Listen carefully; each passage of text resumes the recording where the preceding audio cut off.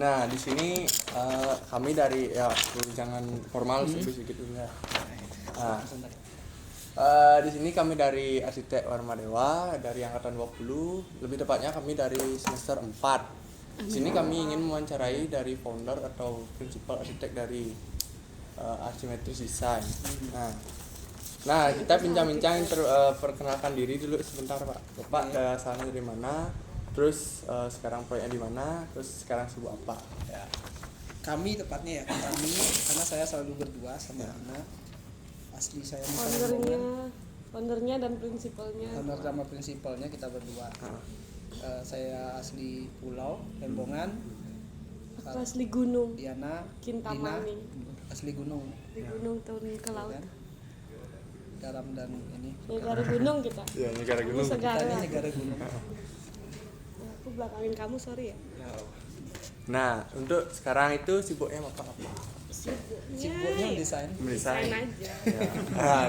Soalnya orang arsitek ya jelas. Sibuknya jadi arsitek. Ya. Terus proyek-proyek untuk sekarang ini gimana aja, Pak? Di mana aja? Ya. Kalau di mana di Bali. Di Bali. Di luar Bali? Di Jogja. Di Jogja. Di Jakarta. Bandung. Di Bandung. Di Kendari. Wow. Selayar. Di Selayar. Tapi Selayar lagi Di belum Lembongan. lagi. Di Lembongan break ya. sebentar. Desa Penida. Ya, around itulah. Ya. Nah, terus kan waktu ini kita pandemi. Bahkan sampai sekarang pun masih mungkin ada sisa-sisanya. Masih enggak pandemi. Ya udah. Mereka yang suka Susah, ya. pandemi aja masih. Terus bagaimana kegiatan studio Bapak ketika pandemi? Pas awal-awal pandemi masih oke karena kita masih menyelesaikan proyek Melanjutkan sebelumnya. yang udah ya. Tapi proyek-proyek baru mulai seret gitu. Proyek yang hospitality totally stop. Yang Sebenarnya hospitality waktu itu dia pending, tapi pendingnya tuh sampai waktu yang tidak ditentukan. Jadi sebenarnya hampir nggak ada project hospitality dan project komersial. Tetap ada project, cuman tapi projectnya lebih ke renovasi sama rumah. Renovasi private Sama karena rumah. mereka kan harus stay at home, baru sadar home-nya kurang ini, kurang itu, kurang ini. Nah, bagi terutama untuk middle up class ya, karena kan kalau yang middle low orang pandemi susah cari duit, pekerjaannya terdampak gitu. Apalagi buat membangun gitu. Nah, orang-orang kaya ini pengen upgrade rumahnya karena dia bosen diam di rumah. Malah justru benerin rumah kayak gitu. bahkan kalau habis itu menjelang akhir 2 tahun proyeknya mulai ada di villa. Nah ini yang renovasi villa udah bukan rumah lagi dan buat villa karena orang-orang Jakarta terutama banyak beli villa mangga di Bali. orang villa di sini. Karena kan pandemi itu diem hampir 2 tahun, jadi ada yang nggak bisa maintenance villanya lah apa, dan mungkin kebutuhannya Itu mendesak. zamannya udah orang yang di Bali udah sekarang kolaps. terus jual banyak. Jadi itu antara kayak kita dapat project tapi nangis sedih gitu. Ini pasti hasil jual darurat dah ini gitu. Itu Gitu sih. Nah sekarang baru mulai sekarang aman ya. udah balik lagi. Nah, coba sedikit Pak, ini luar sih dari ranah pertanyaan. Dulu kan Bapak sama Pak Gede, ya Bapak saya. Ya. Itu bagaimana sih ceritanya? Di Dekolina itu Ya, Ketemu di proyek sih. ketemu di proyek. ya Dari awal Pak Gede kan pelaksananya yang kebetulan owner. Mana?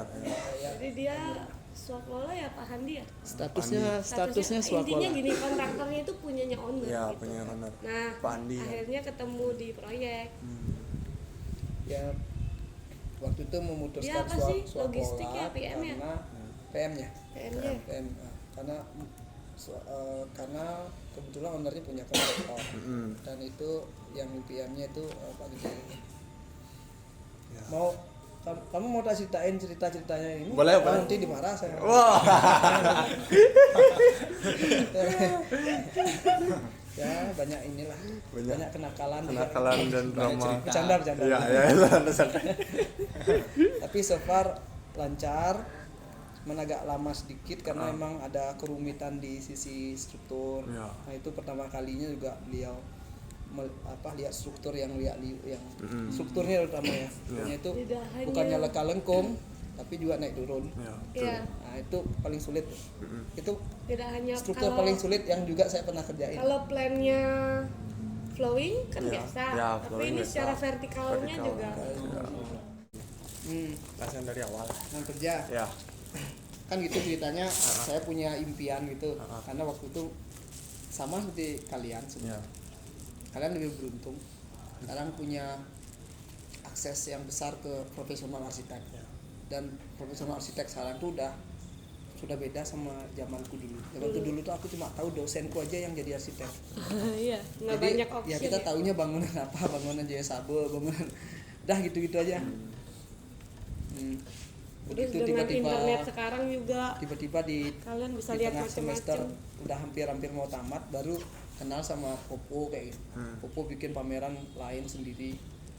Nah itu udah kayak mengguncang, ternyata ada gitu.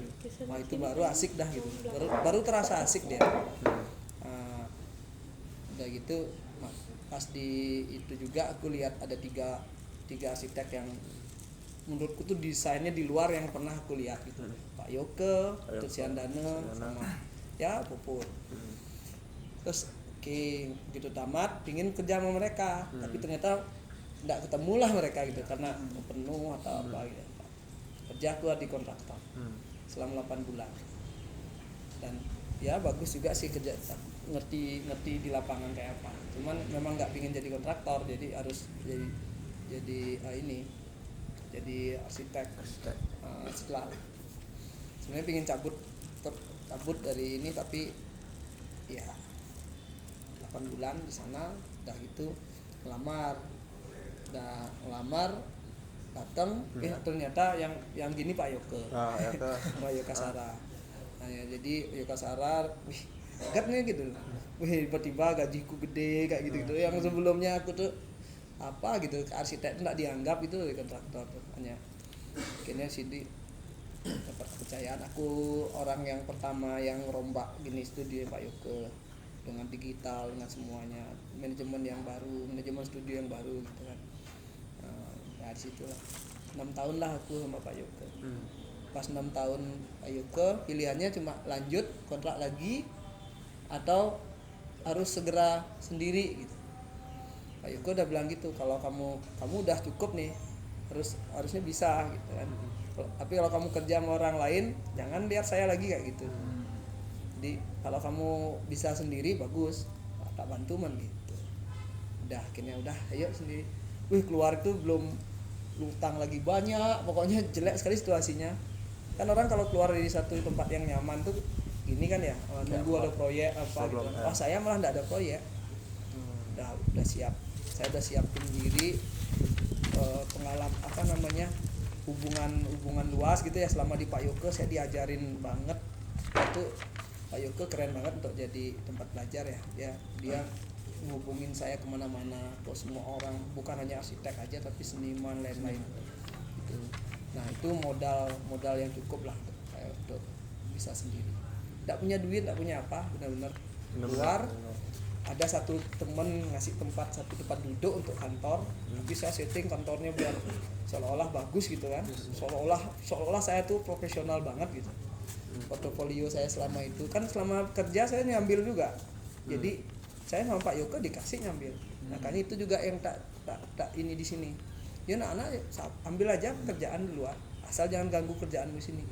Karena itu penting untuk dia nanti tanggung jawab gitu. Penting nanti pada saat dia lepas dari aku tuh biar bisa sendiri. Nah aku terapin itu karena aku juga begitu di Pak Yoke. Kira pas begitu keluar, udah sampai 2 minggu belum dapat proyek. Nah pas naik proyek itu, aku udah bikin email yang proper, yang benar gitu, bikin seolah-olah proper banget gitu. Nah, terus kita nggak punya website. nggak punya website waktu itu, aku merasa nggak perlu. Yang penting kamu punya nomor yang bagus, ini kartu namamu bagus gitu dulu ya. Kamu kan baru, kamu nggak akan dipandang sama orang. Jadi kamu harus buat dirimu memang profesional. Jangan buat kamu seolah kamu freelance apa gitu. Enggak, aku pingin aku konsultan. aku telepon lah salah satu, dia kan dulu di Pak Yoke kerja praktek, aku denger dia udah tamat barusan Pak Nak. Belum wisuda ya? Nyambung sama ke aku sekarang kan, habis kamu udah kerja tuh. Nah aku KP di Payok tuh kan, KP-nya dulu 3 bulan, terus karena betah extend lagi 3 bulan, jadilah aku 1 semester kerja praktek. Waktu belum lulus udah ujian tapi belum wisuda, ditelepon sama Blikly kayak, Din udah lulus? Udah sih, kayak mau kerja bareng nggak? Ya mau aja karena kan baru lulus, jadi memang butuh belajar gitu, butuh praktek. Jadi sebenarnya aku kerja pertamaku ya sama dia sebagai karyawan awalnya, staff gitu berapa bulan ya? 6 bulan kayak. Beberapa bulan, kemudian akhirnya join jadi bareng punya. Jadi bareng ikut share, kita share kepemilikan akhirnya. Terus maaf motong sedikit. Inilah dia kita nih. Asimetris. Terus asimetris itu memang benar-benar dari awal asimetris atau memang Dari awal. dari awal. asimetris. Oh. Akhirnya 2010. Dari 2010. Asimetris. Pas sama dia dah.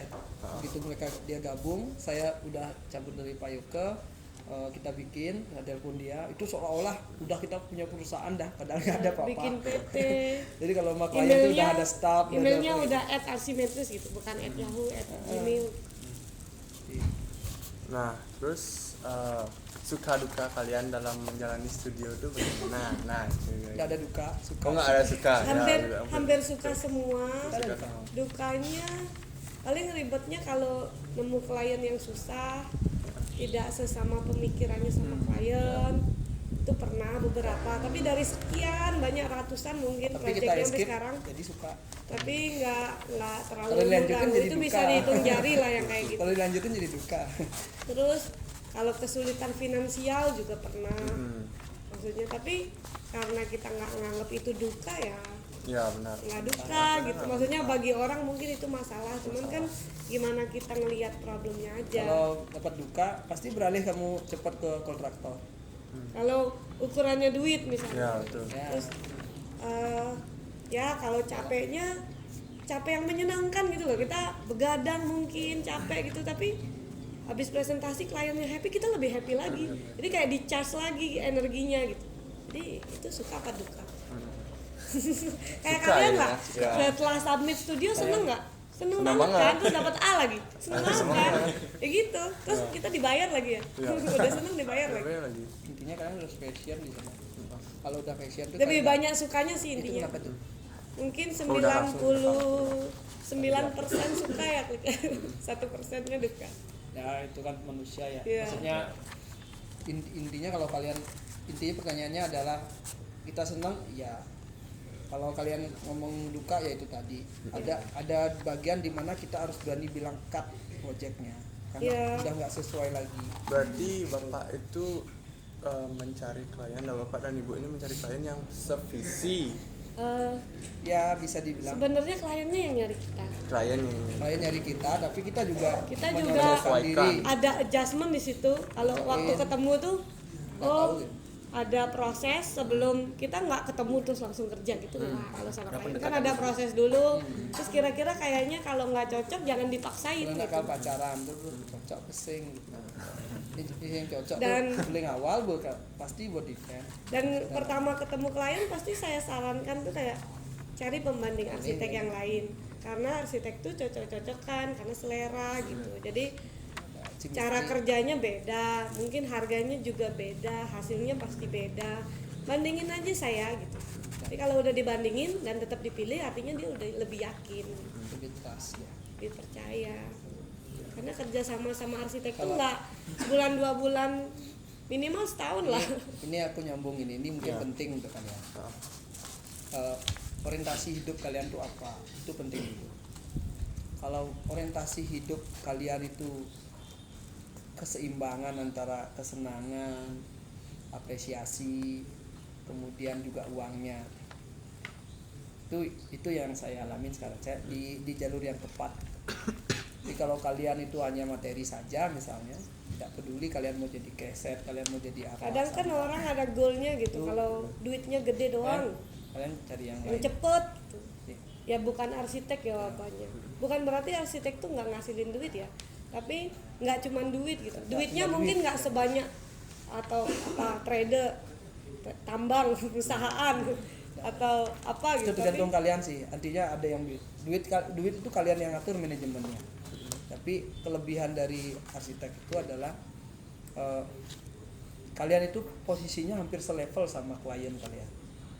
Jadi klien kalian tuh memandang kalian tuh sebagai orang yang harus diapresiasi terus gitu. Apresiasi karena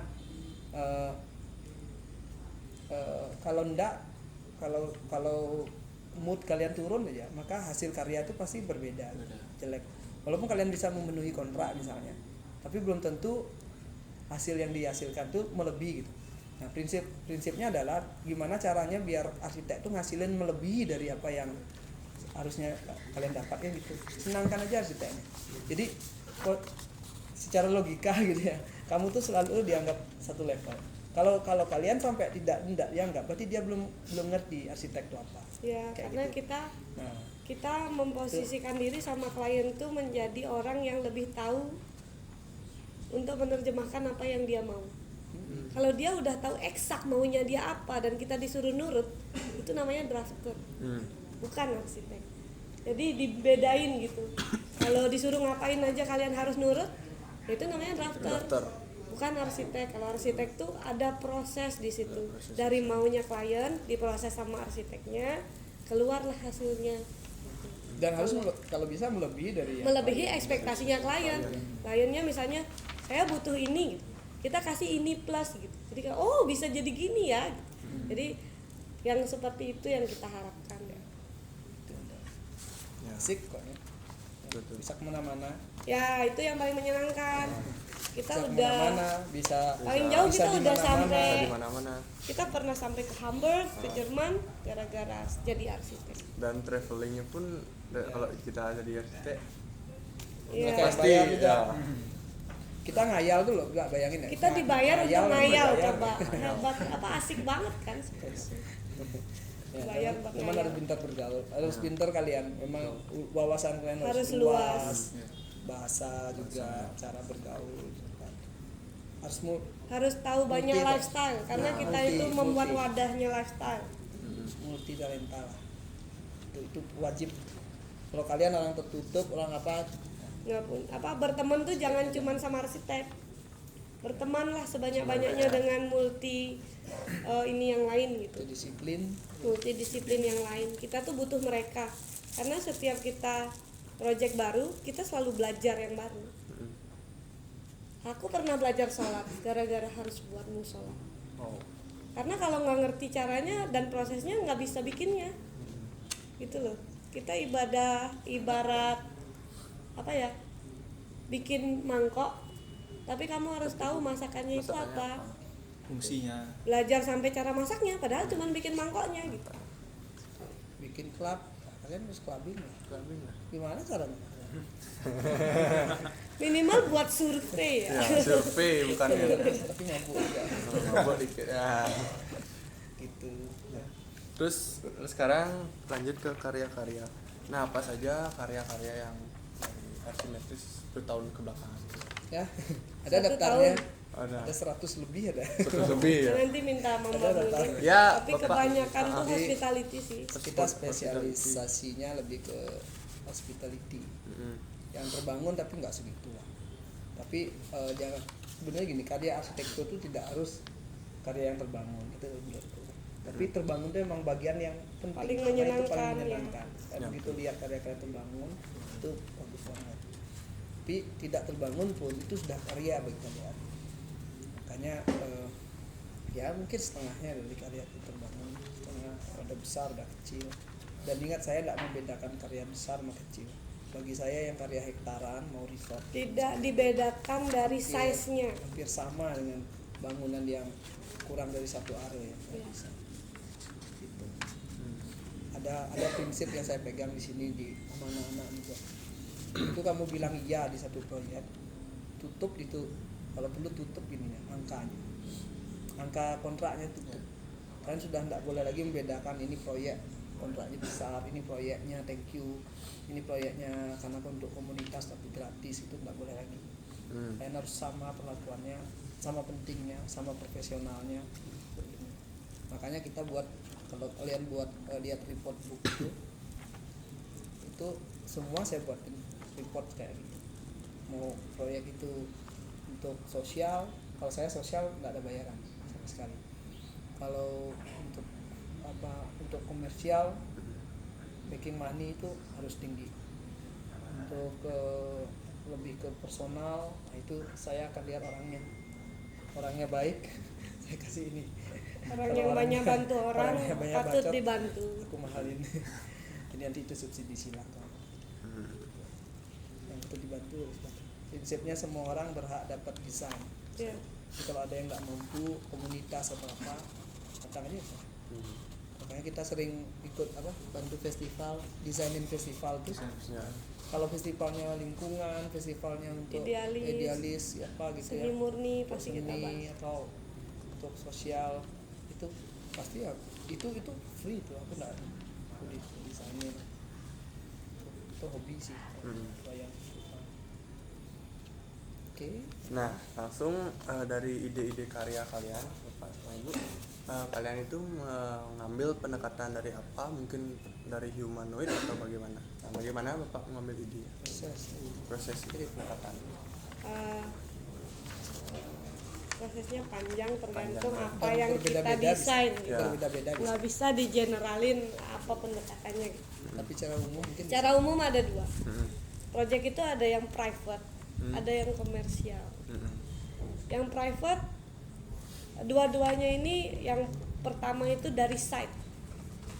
Di mana dia, ngadep mana dia, apa tetangganya, apa site-nya, analisis pohonnya apa, pokoknya semua ada yang ada di site. yang kalian pelajari site Direnungkan analisis lah. tuh Semua komponen kalian site pelajari analisis betul-betul itu ya, jangan sangat mempengaruhi desain untuk jadi pendekatan. jangan Jangan dilawan ya, ikutin aja, dengerin Ikutin aja aja. site-nya ya, maunya apa gitu, dengerin site. Terus yang kedua, kalau private ya client briefnya. Kalau komersial yang kedua bisnis plan-nya, bukan kliennya. Yang punya itu tidak lebih berhak didengarkan daripada bisnis plan-nya. Kemudian yang ketiga Brand-nya. ya brand-nya yang harus didengar. brand identity. Brand identity-nya.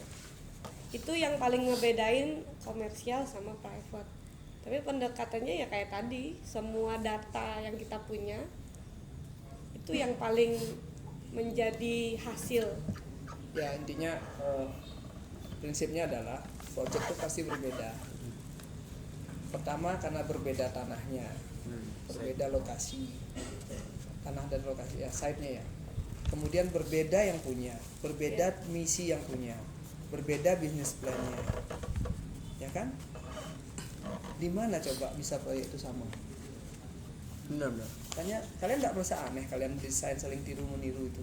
Aneh Sini tambah lagi sini. Arsitektur itu sama bukan lagi sini. bukan hal yang bisa dipindahin menurutku. Kan dia belong sama site-nya di mana dia.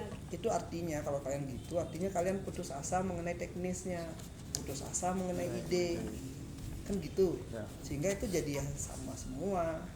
Nah logikanya itu nggak sama. Tapi ada dan saya nggak setuju dengan saya bukan orang yang bukan nggak setuju ya. Kalau saya memilih untuk tidak menaruh identitas di dalam proyek. Untuk apa identitas kita dalam proyek? Mas Jen, sorry aku lagi meeting. Maksudnya aku lagi meeting, nanti aku hubungi lagi ya. maksudnya gini, kan ada arsitek yang Aku mencoba lagi tuh, meeting. oh ini Oke. karya saya loh, Nggak kayak saya apa-apa, tuh ada itu cirinya kayak cirinya, gini, ya. sini. Saya enggak. Itu oke, itu perlu pengakuan ya, supaya orang punya identitas katanya karakter. Tapi saya mencari-cari alasan kenapa saya harus menaruh identitas di sana, itu saya enggak ketemu. Alasannya apa? Untuk kami biar dikenal. Jadi dibuat-buat identitas itu saya enggak. Tapi kalau tanpa sadar kalian melihat satu karya satu arsitek, terus kemudian kalian bisa melihat dia hampir mirip atau kalian merasakan dia hampir mirip atau ada benang merah, itu harusnya dilakukan tanpa sadar oleh arsitek itu. Kenapa? Karena itu terlahir dari dalam dari bawaannya, bukan dari dia niatnya mau mejeng di situ. Nah, itu saya. Jadi saya biarkan karya itu, kalau ada orang yang bisa menemukan benang merahnya, itu adalah memang terlahir dari tanpa sadar saya gitu. Oh, ada gini. Jadi orang bisa ngerasain, oh ini klik nih. Oh ini asimetris nih gitu. Jadi itu. Kenapa? Supaya kita tidak bias, tidak fokus mikirin kita, karena kita harus fokus mikirin apa tujuan dari desainnya itu, kontekstual di situ. Jadi antara site-nya yang kita udah analisa dengan function-nya yang kita juga analisa, plus satu faktor X yang mungkin agak susah untuk dijelaskan adalah yaitu tadi konsep hal yang sangat-sangat mendasari, yang nah ini susah. Kalau faktor X ini saya bilang kenapa faktor X, karena jelasinnya juga susah ya. Jadi ada 3 unsur tadi. Jadi ada dari function-nya. Function ini ya datang dari orangnya, hobinya, apanya, atau kalau dia komersial dari tadi yang business plan-nya segala macam kan gitu. Kemudian dari site-nya. Makanya pesan saya sama kalian itu sekarang ini benar-benar, kalau kalian benar jadi arsitek ya, kalian harus benar-benar belajar untuk memahami site. Pahami site, bukan hafalin site. Sama kayak kalian membaca buku itu, kalian mau menghafal membaca ya jelas kalian tidak akan bisa ngembangin, tidak bisa tahu. Tapi kalau kalian paham, paham tuh sampai rasain loh, bahkan rasain bau-baunya kalian kalau perlu, rasain semua anginnya, rasain semua panca feelingnya. indera kita tuh harus bekerja di Perasaannya. site, nggak cuma visual gitu. Banyak Itu banget. yang sehingga kalian terjebak terus sama buku, sama ini ya yang Tapi kakak jangan kelas kalian khawatir membuat. gini, karena ini emang buat. proses. Dulu juga aku waktu mahasiswa masih gitu. Iya, rata-rata sama Iya. itu. Tapi karena memang kita nggak diajarin memahami benar-benar, kita tuh terlalu tiru, Terlalu akhirnya kita harfiah. meniru gitu. Sampai tanda panahnya mirip. Bikin Ada site yang kita analisa, oh nggak perlu lah sampai apanya dianalisa, orang nggak ada. Misalnya apa? nggak seharfiah teori. Enggak.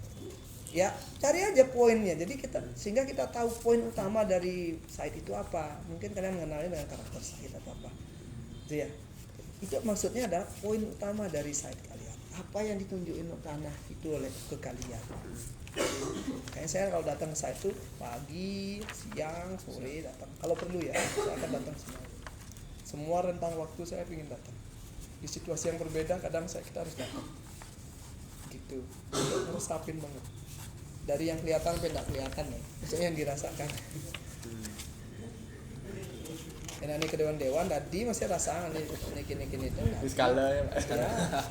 Itu tuh kadang nunjukin spirit itu kan kadang bukan hubungannya sama magic ya, tapi ada potensi energi dan lain-lain di situ tuh. Energi itu muncul juga dari gimana angin segala macam tuh, tentang alamnya, pohon-pohon besar. Ya, paham kan? Paham. Nah, sekarang kan udah semua ini. Apa sekarang Bapak pesan-pesan untuk mahasiswa arsitektur zaman sekarang? Pesannya Ya. jangan takut sama dosen. Oh, jangan takut sama dosen itu. Oh, berarti kalau misalnya ini kita lawan. Enggak sih ya. Jangan takut tuh berarti kita berani berbuat sesuatu yang Kalian menurut kita itu benar. out Bukan of the kalau box. melawan itu namanya Ya. Kalian berhak kurang ajar. mempertahankan Kalau diri. melawan itu kurang ajar. Kalian berhak mempertahankan diri. Gimana caranya bisa mempertahankan diri ya kalian harus belajar. Kalian harus benar tahu. Kalau dosennya nanya mematahkan ide kalian terus kalian nggak bisa jawab ya. Kalian Kalah. memang ngawur. Ya. Nah, untuk itu belajar. Bikin sesuatu tuh benar-benar kalian pasti ada alasannya, ada analisanya, ada prosesnya. Nggak cuman kalian pengen bikin ini. Kadang kan kita jadi arsitek kadang udah ada imajinasi, kayak sempet yang ngetren banget bangunan begini yang Skandinavia. apa sih Burung. namanya, yang kayak kandang burung, Kandang burung. yang nggak ada overstack-nya, yang Overstack, segitiga tuh Pinterism. di Pinterest semuanya lagi rame. Terus kayak Pinterism. kita sebelum kita melakukan proses analisa dan sebagainya, kita udah punya goal gitu, aku mau bikin yang modelan kayak gitu. Nah, Itu salah tuh sebenarnya. Biarin aja Nggak analisanya salah, yang boleh aja. yang Itu kerja masalah itu. ya, biarin Itu aja masalah, analisanya yang bekerja, nanti hasilnya ya sesuai analisa aja gitu, mau apa. Kalau aku sih tipsnya apa tadi pertanyaannya? Apa pesannya pesan ke mereka? ke mahasiswa? Banyakin main. Banyakin main, banyakin jalan-jalan. Ya, kalian harus banyak melihat, Banyak bergaul. banyak merasakan rasa ruang. Karena itu nggak bisa dibaca, nggak bisa bergaul. diceritain sama dosen kalian. Bergaul sama bule. Jadi Motoris. Pacari kalau perlu lah. kalau apa ya, kan rasa ruang itu Penting. kita jadi arsitek tuh kayak sutradara juga, mempermainkan perasaan orang yang ada di bangunan kita gitu. Kita pembentuk ini. Ada Kita bisa rasanya membentuk dia. perilaku. Kita bisa membentuk. Bisa rasanya nyaman, bisa rasanya tertekan, terserah arsiteknya mau bikin skenario apa gitu. Kita Nah, bisa- buat tahu rasa ruang itu ya kalian emang harus ada di sana gitu. harus ada di ruang. Resapi dia, komponen-komponen semuanya kan udah diajarin tuh, dari yang sini semualah. Nah, banyakin aja main kalau saran. Banyak datang ke tempat baru, banyak kunjungi tempat-tempat, Jalan-jalan. banyak berteman sama Keluar. semua orang Kalau dari bisa berbagai lapisan dan Keluar, berbagai keluar. pekerjaan gitu. Dan lebih dari kalian ke Jawa. Ya. Sini aja lah, Bali itu juga banyak banget. Untungnya contoh-contohnya. kalian di Bali loh. Wah, Iya. kalau arsitek di Kita udah kayak- Sumatera apa, susah mereka. Nggak tahu Kayak taman mininya arsitektur. Ini tahu. Komplit lah, Semua bisa lihat arsitek macam-macam terkenal juga dekat-dekat. buat karya di sini kan. Jadi kesempatan. Kan pernah sering lihat dari Jawa tuh sering arsitek yang kemana. Tapi maksudnya Ya, nggak gitu Andra juga Martin sih. banyak Mereka ini juga karyanya terlalu di sini. mengagung-agungkan apa gitu. Banyak Intinya- karya yang kalian bisa lihat selain yang karya seleb sitek itu kan juga Selebsitek. seleb sitek. Selain itu banyak, jadi biar kalian juga tidak terpaku lagi sama itu gitu. Karena kalau saya melihatnya, kenapa saya ngomongin misalnya style tadi, kita harusnya, kalau saya tidak percaya style dan saya tidak mau tahu style ya, dan kalau saya disuruh ngomongin style saya paling males. Karena pertama ya, style itu perlu untuk kalian yang baru belajar misalnya, perlu untuk menerjemahkan, untuk menjelaskan sebenarnya. Jadi memudahkan orang menjelaskan kalau begini gini dibahas kan. Tapi saya enggak mau terjebak style. Mau stylenya apa nih? Stylenya klik, stylenya proyek gitu. Enggak mau, karena kalau style dijadikan patokan kalian, maka kalian akan terjebak sama itu, umur kalian pendek. Maksudnya nanti kalian bingung lagi nyari. Style itu ada umurnya gitu aja. Ada tren ini, nanti akan habis masanya. Ganti lagi yang Jadi biarkan orang itu mengulas style kalian. Biarkan orang akademisi, orang ini mengulas kalian dan menamakan style kalian. Tapi kalian jangan sampai terjebak sama style itu gitu maksudnya. Sehingga kalian waktu mau desain pun kalian terbawa. Ya. Nah, penting pelajari, penting tahu berbagai banyak model bentukan karakter saya bilang ya karakter. Tapi kalian sekali lagi jangan kejebak. Jadi saya bisa aja sebentar klasik misalnya, saya bisa aja main, saya bisa tabrakin klasik sama apa, karena apa ya? suka saya dong. Itu kan bukan milik kita seutuhnya, itu juga miliknya Tapi klien. ada alasannya gitu. kita gitu lah. Suka saya nabrakin gimana? Tapi kan saya punya konsepnya, saya punya alasannya. Nah itu maksudnya. Jadi itu akan lahir jadinya hal yang baru. Dan kalian yang akan ditiru, bukan kalian meniru. Bukan meniru. Ya. Banyak tuh gara-gara Pinterest sih juga antara itu bagus sih. sama nggak bagus gitu. Antara bagus Ya kalian harusnya terpaku. dijadikan referensi sih, Ini, tapi- bukan dicontek. Nah gitu. Itu maksudnya. Jangan di kepala apa-apa udah ada. Oh saya mau kayak Dina bilang tadi itu loh. Saya desain tuh sekarang mau gini gitu. Begitu ada studio berapa nih, kalian udah punya, karena kalian banyak lihat punya buku, terus saya mau buat kayak gini ya. Gimana caranya biar kalian tahu itu ada, tapi kalian lepaskan dari otak kalian. Itu, tapi kalian tahu tuh, untuk membanding aja bahwa kalian tuh jangan sampai lebih jelek lebih apa. Kalian biar tahu aja bahwa kalian ini nggak ada apa-apanya desainku nih, ada kurang nih gitu. Biar untuk ada yang naikin value kalian tuh. Itu aja, bukan untuk niru. Gitu. Ya, jadi sekian dari interview kali ini. Ya, bila ada kesalahan dari kita, mohon maaf Pak. Sama, nggak salah. Ya. Nggak dimaafkan. Oh nggak dimaafkan ya ya. Santai-santai. Ya. Ya, selamat sore. Terima kasih Pak. Sama